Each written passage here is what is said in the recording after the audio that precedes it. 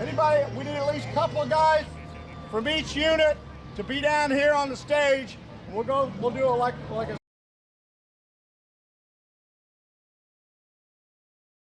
said, we'll have a uniform review. That way, okay, full kit. That way they can see what you guys look like in combat.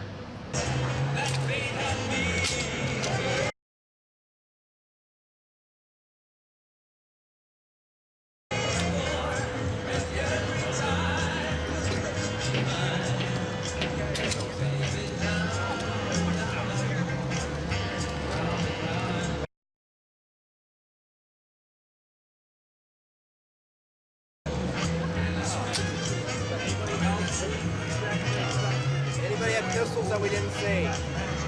You want to do something? He had a pistol. We didn't see it. Anybody not been inspected?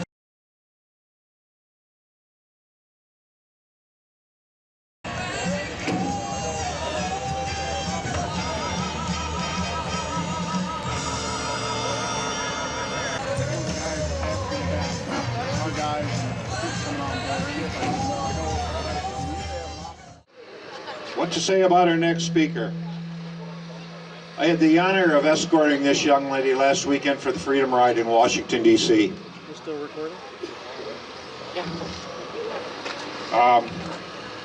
This young lady has done more for veterans. I don't know what to say.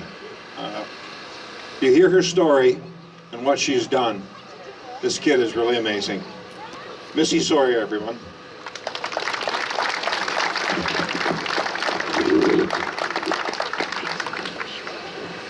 Hello everyone, my name is Sawyer Hendrickson. I am a national child advocate for our veterans, active duty military, and our fallen heroes. I am 10 years old and I am from Ludington. Today we are all gathered here for the 75th anniversary of D-Day on the LST-393. It is one of only 2 landing ship tanks that survived in its original state. She was commissioned in 1942. In her 4 short years, she logged 51,817 nautical miles and earned 3 battle stars, one of which was for the D-Day invasion of Normandy. I was originally going to spend my speech talking about how many brave heroes were wounded or lost on D-Day, but there does not seem to be any confirmed actual numbers, as the research I have done gives several different accounts. I don't totally understand what D-Day was, and many of the people here probably don't know either. It was 75 years ago. We all just hear of it being the largest amphibious invasion in the history of our military. I know that it took years to organize, that hundreds of thousands of men and millions of tons of weapons and equipment were transported across the Atlantic Ocean in advance of the operation. It is not my intention today to try and help you understand what D-Day was. I came here to honor the brave men and women that are here today, and those that can hear my voice truly understand what the meaning of D-Day is.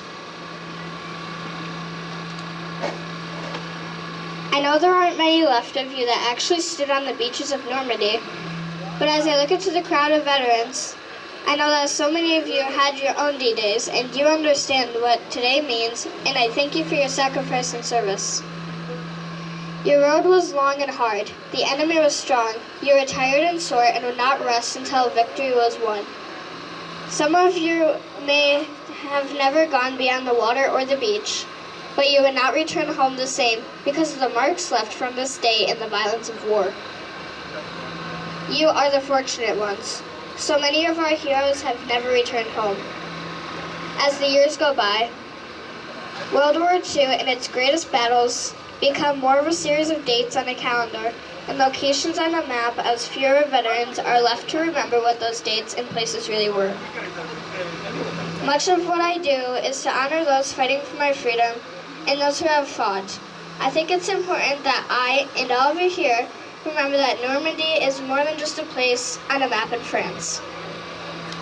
I think it's more important that I and all of you here remember that Normandy is just more than a place. Just as Midway is more than a spot in the ocean, and all the greatest battles won and lost by brave men and women who serve are more than just dates and places.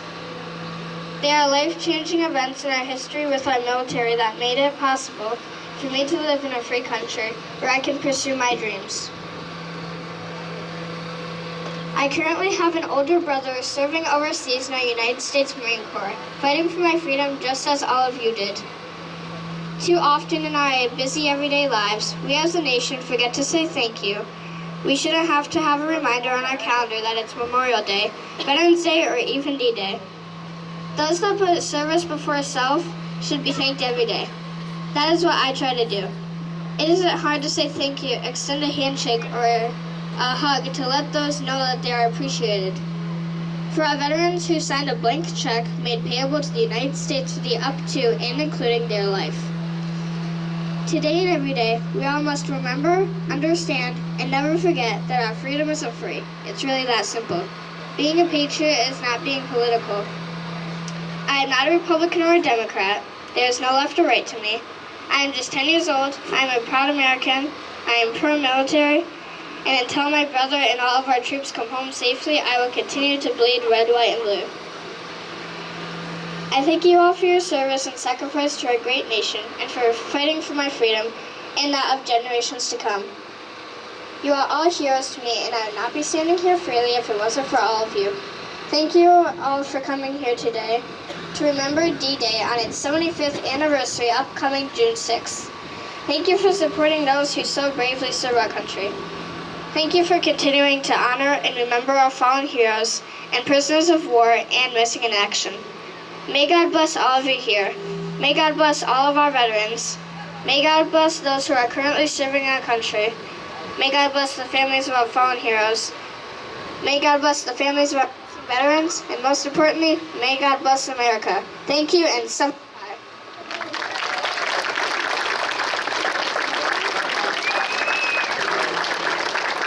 Thank you, Sawyer. Thank you very much.